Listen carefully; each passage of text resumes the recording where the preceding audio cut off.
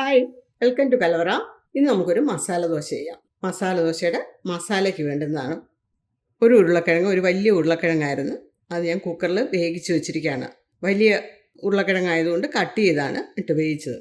കുക്കറിൽ ഉരുളക്കിഴങ്ങ് ഇട്ടതിന് ശേഷം അതിൻ്റെ മുകളിൽ നിൽക്കത്തക്ക രീതിയിൽ വെള്ളം ഒഴിച്ച് ഒരല്പം ഉപ്പും ഇട്ട് ആദ്യത്തെ വിസിൽ ഫുൾ ഫ്ലെയിമിലിട്ട് ഒരു വിസിൽ, അത് കഴിഞ്ഞ് മീഡിയം ഫ്ലെയിമിലിട്ട് 3 വിസിൽ, അങ്ങനെ വേവിച്ചെടുത്താണ്. ഇതൊന്ന് ഉടച്ചെടുക്കണം. പിന്നെ വേണ്ടത് 1 ടീസ്പൂൺ കടലപ്പരിപ്പ്, 1 ടീസ്പൂൺ ഉഴുന്നുപരിപ്പ്, 1 സവോള അരിഞ്ഞത്, ഒരു ചെറിയ കഷ്ണം ക്യാരറ്റ് അരിഞ്ഞത്, ഒരു ക്യാരറ്റിൻ്റെ കാൽ ഭാഗം എടുത്തിട്ടുണ്ട്, 3 പച്ചമുളക് കീറിയത്, നല്ല എരിവുള്ള പച്ചമുളകാണ്. എരിവ് കുറഞ്ഞാണെന്നൊരു നിങ്ങൾ 4 എടുത്തോ. ഒരു ചെറിയ കഷ്ണം ഇഞ്ചി അരിഞ്ഞത്, കുറച്ച് കറിവേപ്പില, പിന്നെ ബാക്കി പൊടിയൊക്കെ ചേർക്കുമ്പോൾ പറയാം. പിന്നെ എൻ്റെ മെയിൻ ഐറ്റം ദോശമാവാണ്. 1 കപ്പ് ഇഡ്ഡലി അരി, 1/2 കപ്പ് ഉഴുന്ന്, 1/2 ടീസ്പൂൺ ഉലുവ. ഇത് ഇത്രയും കൂടെ വെള്ളത്തിലിട്ട് കഴുകി വൃത്തിയാക്കിയതിന് ശേഷം വെള്ളത്തിലിട്ട് കുതിർത്ത് ഒരു 6 മണിക്കൂർ കുതിർത്ത്, അതിനുശേഷം ഒരു 1/4 കപ്പ് ചോറും കൂടെ ചേർത്ത് അരച്ചെടുത്തതാണ്. അത് കഴിഞ്ഞ് ഇതിപ്പോൾ ഒരു 5 മണിക്കൂറായിട്ടുണ്ട്. ഇതുപോലെ പൊങ്ങി വന്നു. ഇതാണ്ട്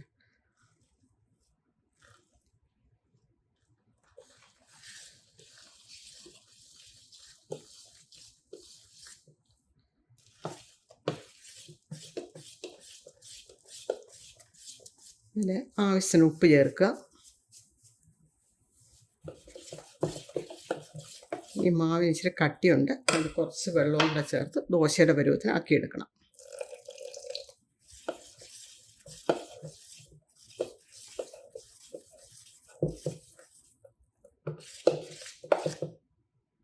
ഇനി നമുക്ക് മസാല ദോശയ്ക്ക് വേണ്ടുന്ന മസാല തയ്യാറാക്കാം. 2 ടേബിൾ സ്പൂൺ ഓയിൽ, 1/2 ടീസ്പൂൺ കടുക്, 1 ടീസ്പൂൺ കടലപ്പരിപ്പ്,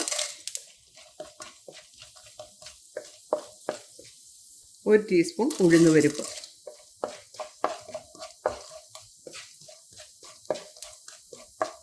ഇതിൻ്റെ കളറൊന്ന് മാറി വരുന്നുണ്ട്. ഇഞ്ചി ചേർക്കാം.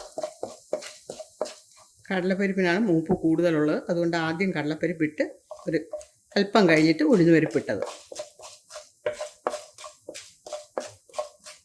ഇതിലേക്ക് ഇഞ്ചി,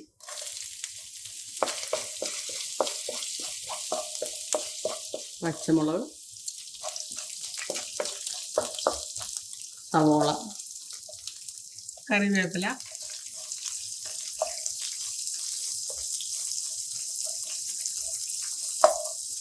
ഇതങ്ങ് ഒരുപാട് വാടി കുഴയണ്ട സവോള. ഇനി ഇതിലേക്ക് ക്യാരറ്റ് ചെറുതായിട്ട് അരിഞ്ഞത്, ആവശ്യത്തിന് ഉപ്പ്. ഉരുളക്കിഴങ്ങ് ഉപ്പിട്ട് പുഴുങ്ങിയതാണ്, അതുകൊണ്ട് അതുകൂടെ കൺസിഡർ ചെയ്തിട്ട് ചെയ്താൽ മതി. ലാസ്റ്റ് വേണമെന്ന രീതിയിൽ ഉരുളക്കിഴങ്ങ് കൂടെ ചേർത്ത് കഴിഞ്ഞിട്ട് നമുക്ക് നോക്കാം. ഉപ്പ് പോരെങ്കിൽ അന്നേരം ചേർക്കാം.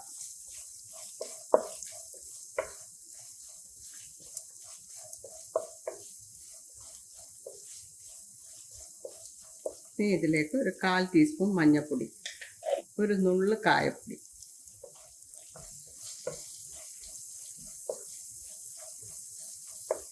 അര ഗ്ലാസ് വെള്ളം,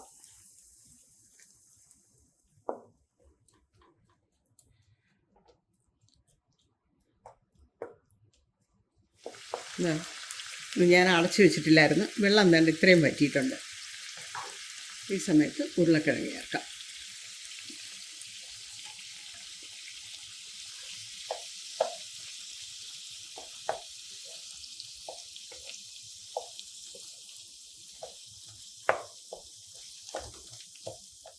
ക്യാരറ്റ് ഒന്ന് ചെറുതായിട്ട് വേകാൻ വേണ്ടിയിട്ടാണ് ആ വെള്ളം ചേർത്തത്. പിന്നെ ഇതിനൊരല്പം മയവും വേണമല്ലോ.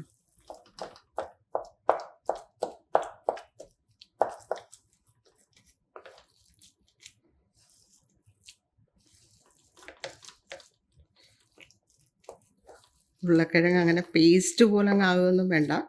നമ്മളിങ്ങനെ ആദ്യം ഒന്ന് തവി കൊണ്ട് ഉടച്ചതിന് ശേഷം പിന്നെ ഇങ്ങനെ ഒന്ന് നന്നായിട്ട് ഉടച്ചാൽ മതി. ഇതിൻ്റെ ഉപ്പൊന്ന് നോക്കണം. ആവശ്യമുള്ള ഉപ്പുണ്ട്, ഉപ്പും എരിവും എല്ലാം ഉണ്ട്. ഇനി നമുക്ക് സ്റ്റൗ ഓഫ് ചെയ്യാം. മാവിൻ്റെ കണ്ടല്ലോ.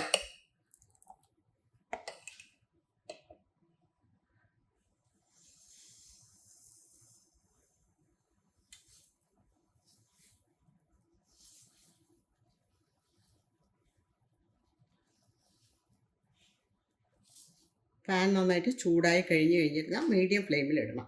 നോൺ സ്റ്റിക്കിൻ്റെ പാൻ ആയതുകൊണ്ട് ഞാൻ എണ്ണ തടവിയിട്ടില്ല. അയണിൻ്റെ ആണെന്നൊരിൽ നിങ്ങൾ എണ്ണ തടവിയിട്ട് വേണം ഒഴിക്കേണ്ടത്. ഇതുപോലൊരു സ്റ്റേജ് വരുന്നുണ്ടെങ്കിൽ ഇതിലേക്ക് നെയ്യ് ഒഴിക്കണം. നെയ്യൊക്കെ നിങ്ങളുടെ താല്പര്യം പോലെ ചെയ്താൽ മതി.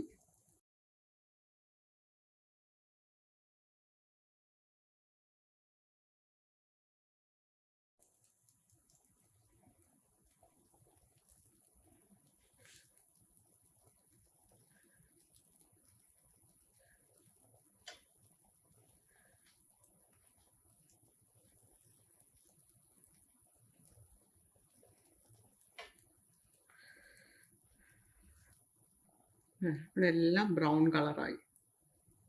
നമുക്കിതിലേക്ക് മസാല വയ്ക്കാം.